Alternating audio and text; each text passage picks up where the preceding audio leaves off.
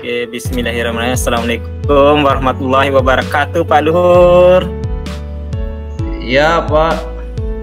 Selamat pagi, Pak. Ya, selamat pagi, Pak Luhur. Terima kasih sudah meluangkan waktu untuk melakukan coaching untuk hari ini, Pak Luhur.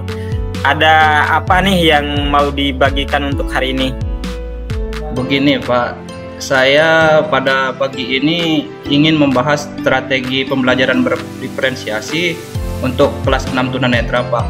Terutama karena di kelas saya itu ada peserta didik autis. Saya ingin memastikan semua peserta didik saya itu mendapat pembelajaran yang optimal gitu, Pak. Baik, jadi tujuan kita adalah menemukan strategi untuk pembelajaran berdiferensiasi untuk kelas 6, Pak, ya? Iya, Pak. Yang melibatkan siswa yang yang memiliki kebutuhan khusus, ya? Iya. Ya, apa nih yang ingin direncanakan oleh Pak Luhur untuk menangani kasus ini? Saya ingin mengembangkan perencanaan tindakan yang bisa saya terapkan segera, Pak, sebenarnya, karena peserta didik saya ini kan sudah kelas 6, Pak. Ada yang kelas 6 di kelas saya peserta didik tunanetra ini, dan saya ingin supaya bisa optimal pembelajaran kan, karena sebentar lagi akan melaksanakan US gitu, Pak. Oke. Oke, Pak Luhur, mari kita identifikasi nih kegiatan belajar mengajar yang sudah Pak Luhur lakukan selama ini. Bagaimana pengalaman Anda selama mengajar di kelas 6 tunanetra ini, Pak? Sejauh ini pembelajaran berjalan cukup baik, Pak. Namun saya merasa kesulitan menyesuaikan metode yang efektif untuk peserta didik autis tersebut, Pak. Saya juga ingin memastikan peserta didik tunanetra lainnya tetap mendapatkan perhatian yang cukup, Pak. Oke. Kira-kira kalau kita nilai dengan angka nih, Pak, ya, dari angka 1 sampai angka 10, kira-kira Pak Luhur nih ada di angka berapa nih? Mungkin kalau perkiraan saya itu mungkin masih di angka 5, Pak. Ada beberapa hal yang sudah saya lakukan, namun saya merasa masih ada banyak ruang yang untuk diperbaiki gitu, Pak. Apa nih kekuatan yang Bapak miliki untuk bisa diterapkan di kelas 6 ini kira-kira nih? Sebenarnya saya cukup sabar dan sudah memahami kebutuhan khusus peserta didik tunanetra, Pak. Namun saya butuh lebih banyak strategi untuk peserta didik yang autis ini, Pak. Peluang apa nih yang bisa diambil untuk mengembangkan strategi ini, Pak? Saya pikir-pikir dengan lebih banyak pelatihan atau dukungan dari rekan sejawat, Pak, saya bisa mengembangkan metode yang lebih baik gitu, Pak.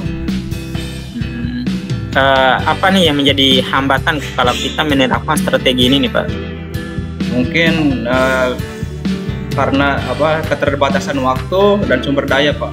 Kadang saya merasa kewalahan mengatur kebutuhan individu yang berbeda-beda tersebut, Pak. Karena kan peserta didik saya bisa dibilang sangat beragam, Pak. Tunanetra sendiri kan kelas 6-nya cuma 1, Pak.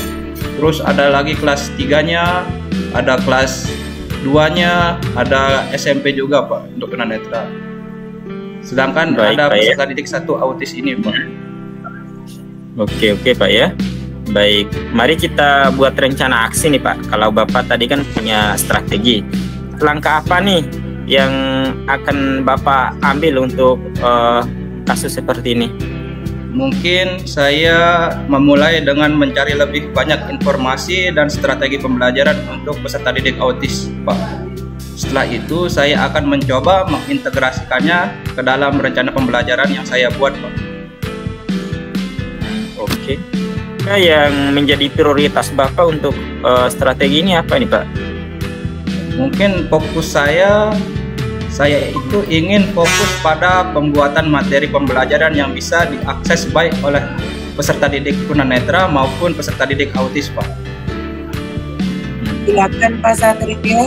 Apa strategi mungkin yang bisa diterapkan yang lain selain daripada itu, Pak?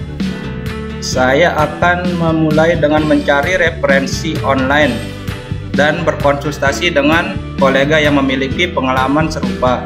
saya juga akan mengatur waktu khusus untuk mengembangkan materi ini, Pak. Pak, untuk jangka waktunya sendiri Pak Luhur, waktunya kira-kira gimana nih Pak untuk waktunya? Harapan saya sih Pak, bisa memulai menerapkan strategi baru ini dalam 1 bulan ke depan. Kalau kita mengukur keberhasilannya dalam sebulan ke depan itu kira-kira apa nih Pak?